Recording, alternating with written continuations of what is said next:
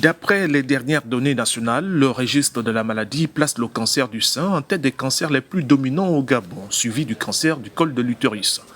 Des chiffres alarmants qui suscitent des interrogations à l'occasion de cette campagne d'Octobre Rose. Au centre hospitalier universitaire de Libreville, l'heure est aux consultations et à la sensibilisation sur les facteurs de risque des cancers féminins. D'abord, les partenaires multiples, qui n'est pas une bonne chose. Les rapports sexuels précoces aussi qui peuvent entraîner. Et malheureusement, les grossesses multiples. À un certain nombre de grossesses, le col a été traumatisé, ça peut favoriser ça. Plus tôt on dépiste les cancers féminins, plus leur probabilité de guérison est élevée. Selon les spécialistes de la santé, les tranches d'âge vulnérables se situent entre 25 et 65 ans avec une particularité chez les femmes enceintes. Les femmes enceintes, au premier trimestre, on doit faire le dépistage.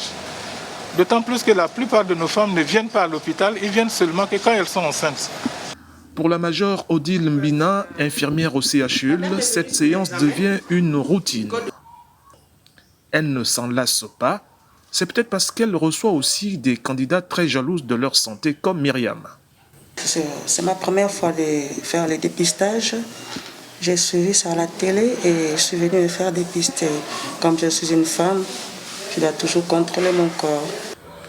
D'une pièce à l'autre, Dr Sanon nous fait visiter l'un des appareils qui facilite le travail de l'équipe de coordination de la campagne d'Octobre Rose. Comme vous voyez, nous avons le colposcope avec un écran sur moniteur.